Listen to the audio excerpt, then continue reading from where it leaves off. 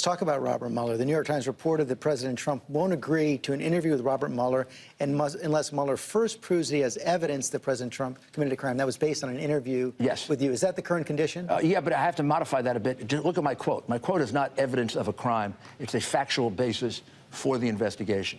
We've been through everything on collusion and obstruction. We can't find an incriminating anything. And we need a basis for this investigation, particularly since we now know it was started by biased people. We have James Comey's testimony.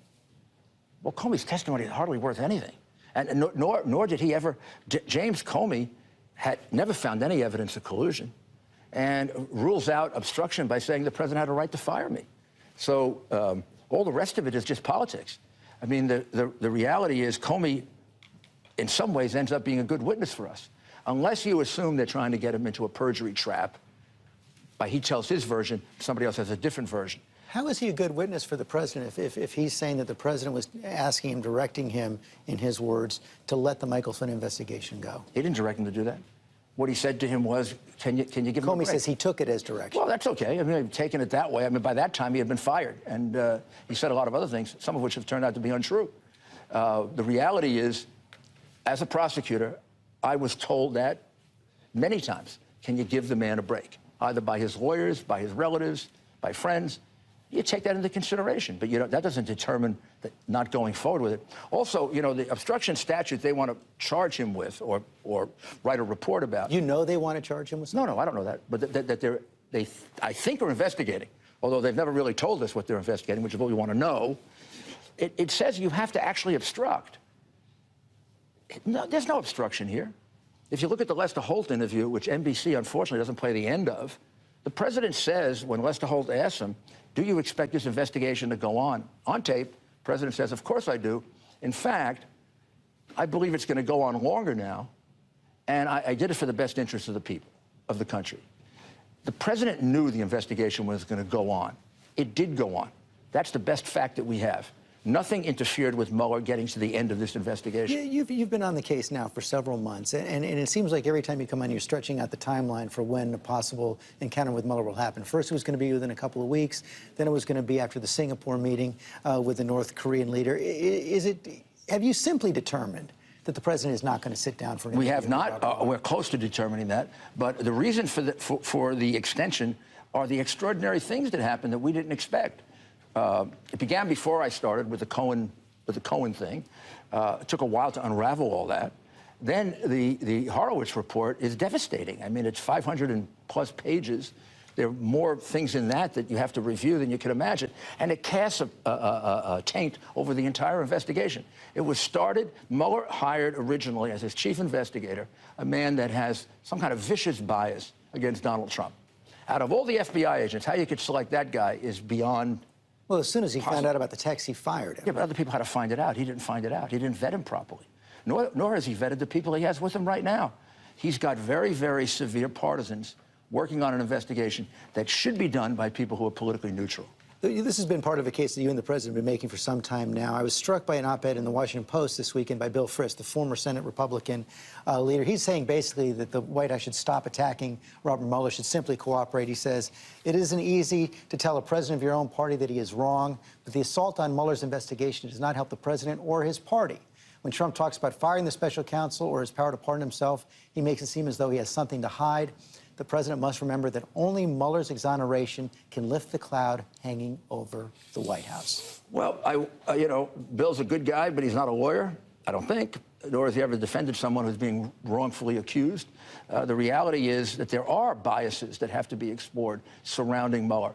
How you could end up hiring a group of people that are as prejudiced and biased as this group, in their record at least, is extraordinary.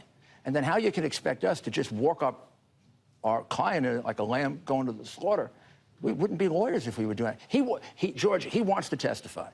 He believes... It's hard to believe that anymore, Mr. Mayor. Well, it is hard to believe, given all the things that have been shown about how tainted this investigation is. This is the most corrupt investigation I have ever seen that the Justice Department is allowing to go forward. I've never seen an investigation with texts from FBI agents, now 7 of them, that have such extraordinary bias against the person. Those predated Robert Mueller. Well, that's the investigation he inherited, with a lot of the testimony that he inherited. And then he went ahead and didn't do anything to purge himself of that. He fired him. He fired him after somebody else found out. Well, how about looking at the texts of all of his people? Does his number 2 guy, his number 3 guy, his number 4 guy have similar texts in which they're talking about how much they hate Trump? I don't know.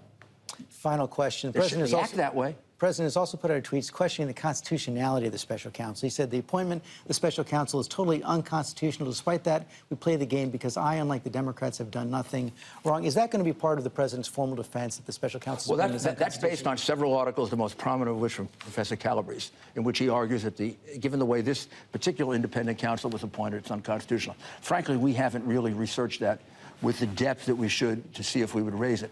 Of course, you raise every argument in favor of your client. So it would be hard for us to reject that from such a prominent person as Professor Calabrese. Mr. Mayor, thanks for your time. Thanks. Our legal panel, Alan Dershowitz, professor emeritus at Harvard Law School, also author of the new book, The Case Against Impeaching Trump, that comes out tomorrow, and Asha Rangappa, former FBI special agent in New York, now a senior lecturer at Yale's Jackson Institute for Global Affairs and an analyst with CNN. Welcome to you both. Thank you. And Alan, let me begin with you. Interesting mixed message there from Rudy Giuliani. Nothing to worry about from Robert Mueller, yet the scorched earth against his team continues. Yeah, because there is something to worry about, obviously. In the end, if the president sits down with Mueller, he may be walking into a perjury trap. If he is unwilling to sit down, he may be subpoenaed. Then probably there'll be a year or so of litigation. But in the end, probably he'll have to appear in front of a grand jury. His great vulnerability is a perjury trap, a perjury rap, because as I argue in my book, you need to commit a crime to be impeached. And if he's committed previous crimes, there's no evidence of that. That won't work. But if he commits the crime of perjury, he's in Clinton land. And that gets to the question, Asha. I mean, the perjury trap is one concern, and the president seemed clear. It sort of looks like they're not going to do an interview. But you heard Rudy Giuliani say there yesterday that without the president testifying, there is no obstruction case. That's not true. The obstruction case does center on the president's intent, whether he acted corruptly when he fired James Comey. But Mueller does have a lot of circumstantial evidence. He has the conversations between James Comey and the president. He has attempts by the White House to approach the CIA and NSA to try to stymie this investigation. He has his own words on the Lester Holt interview. So he does have a circumstantial case. But I do think Mueller wants to sit down and get from his own words what the president had in his mind. Do you think that Mueller can write a report, make a case on obstruction without interviewing the president? No, I don't. I think where we respectfully disagree is a president, and I argue this, and I think I prove it conclusively, a president cannot be charged with obstruction of justice for merely exercising his power under Article 2. He can be, the way Nixon was and Clinton was. But the question is, what was going on in his mind? That's not Does he the have corrupt question. intent? You cannot question a president's motives when the president acts. If a president pardons, that's it. If a president fires, that's it. You can't go beyond the act and get into his motive or into his intent. That's no president has ever someone to cover up a murder. It doesn't matter. Pardon is the pardon. The covering up of the murder may be an independent crime. The pardon cannot be the actus reus of a crime, because you cannot have an actus reus of a crime that is a constitutionally protected act. Well, where I disagree with Professor Dershowitz is that the pardon is an explicit power granted in the Constitution, and the firing of James Comey, or the firing of one of his principal officers, is an implicit power. So he also has the duty to ensure that the laws be faithfully executed. So in many ways, obstruction of justice is almost implicit in the Constitution as well, to make sure that investigations don't get thwarted for nefarious ends. But you can't start probing the motives of presidents. All presidents have mixed motives all the time. They're political, they're ideological, they're patriotic, can I write a good book after I finish my term? When you start probing the motives of a president who has acted properly under the Constitution, you're really going down a very, very dangerous slippery slope. Let's talk about Michael Cohen for a second. You also saw Rudy Giuliani saying nothing to fear, no problem as long as Michael Cohen tells the truth. You agree with that? I think that they have a lot to fear. Michael Cohen is probably the closest person in Trump's inner circle and has been for many years. He was basically the fixer. So, you know, he's going to know a lot about what was happening, not just in the campaign, but in other areas, such as with the Stormy Daniels case. And to go back to the perjury issue, let's remember that the civil cases also present a problem for Trump, because he can be deposed in all of those cases. Only if he testifies, and he's not going to do that. He's not going to make the mistake that Bill Clinton made. He's learned that lesson. Nobody, no decent lawyer is ever going to allow the president to testify in a civil case. It will be resolved in another way. The problem Cohen poses is not about the past, because you can't prosecute a president while he's sitting, and you can't impeach him for business dealings in the past that Cohen may know about, even if there is any crime. Cohen poses a problem, because if the president were to testify, Cohen could contradict him. Then you'd have a current perjury prosecution, which is an impeachable That's one offense. concern. Final question, though. If indeed there is some charge related to the Stormy Daniels case and the president is implicated in that, that was in service, that would be the charge of getting him elected. That comes pretty close to an impeachable offense. In my book, I argue that that's a close question, whether or not you can impeach a president for a crime that helped him get elected. I think the Stormy Daniels case would be a real stretch. Alan Dershowitz, Asha Rangappa, thanks very much. Hi, everyone. George Stephanopoulos here. Thanks for checking out the ABC News YouTube channel. If you'd like to get more videos, show highlights, and watch live event coverage, click on the right over here to subscribe to our channel. And don't forget to download the ABC News app for breaking news alerts. Thanks for watching. All right, let's bring in the man, the myth, the legend. Rudy Giuliani, how are you, sir? How are you? President's attorney as well. And it seems like over the weekend you made some news that it seems like you're moving more and more against the idea of the president sitting down with Bob Mueller. That could be true, yeah. We haven't made a final decision. There's still a slight opening. What I said was we've been going now for a year and a half. That other investigation, 9 months before it, they haven't come up with a scintilla of evidence, no facts, that the president had anything to do with Russians. As the president tells me all the time, I don't understand this investigation. I never talked to the Russians. I never did anything with the Russians. How can they be investigating me? Well, that's what we're asking him. Why are you investigating him? You're certainly entitled as a defense lawyer to what's the basis for this investigation. We don't see any. You show us something, we got something to answer to. Otherwise, you're conducting a totally illegitimate investigation. And I think a lot of people have come to that conclusion, including my friend Alan Dershowitz, who has written a fabulous little book about how this would be totally unconstitutional. Mr. Mayor, you said you still leave open a slight opening. What would that slight opening be? If they had some narrow questions about collusion where they're confused about, did he find out something, did he know something, did he talk to anyone, we'd be happy to give them answers to that, so long as we knew they were concluding it. But when you say narrow questions about collusion, are you closing the door on talking about the potential for obstruction of justice? Well, we think obstruction is we just get knocked out legally. I mean, under Article 2, he had the right to fire Comey. Comey said he had the right to fire him. The report would almost say it was a complete abdication of responsibility if he didn't fire him. The Horowitz he was report, crying out to be fired.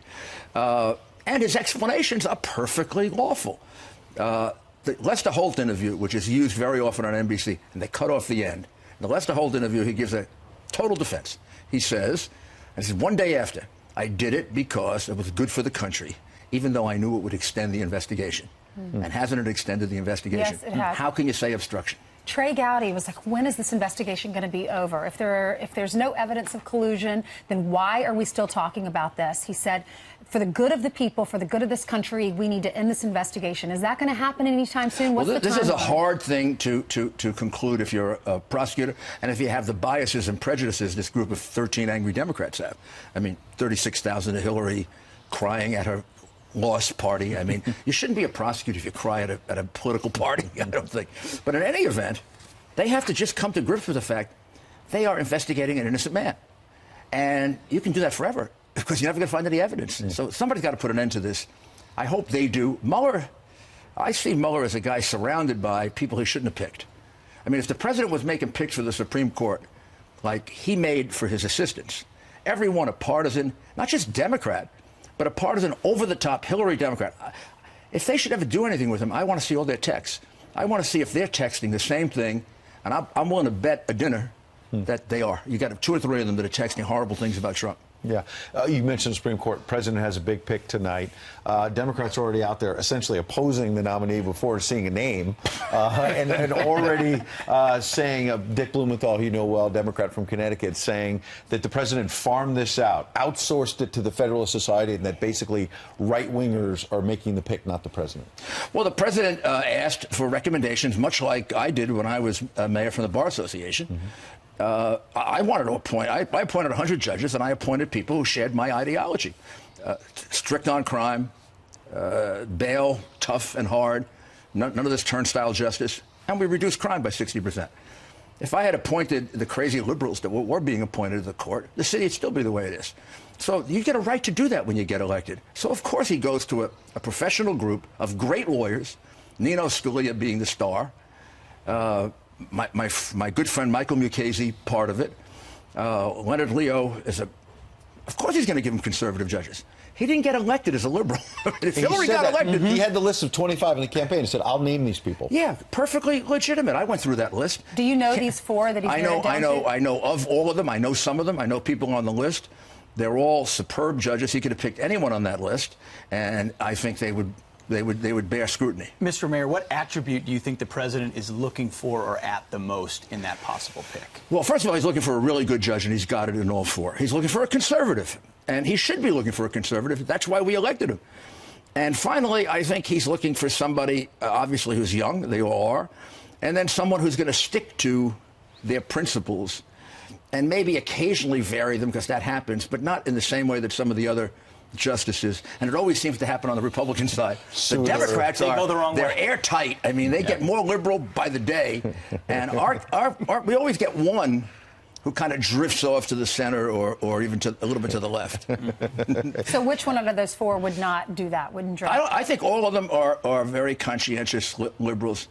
I kind of have to keep to myself who I think he should appoint, because I'm going to support conservatives. Right, you said liberal. Oh, gosh, no. The conscientious conservatives, I was going to say conscientious judges, because I think that's the most important thing. They're going to decide it on the law. And finally, I think that I guess you got to think about who gets through, because you don't want to waste it. You don't want to go over to the next time. Why did you say you didn't want to announce one name? Pardon me? Why you said you want? I don't want to do it because I'm going to support any one of the four, and I have my own personal favorite, and I have the one that I think he's going to support, and I'm not betting on it. I think it's illegal.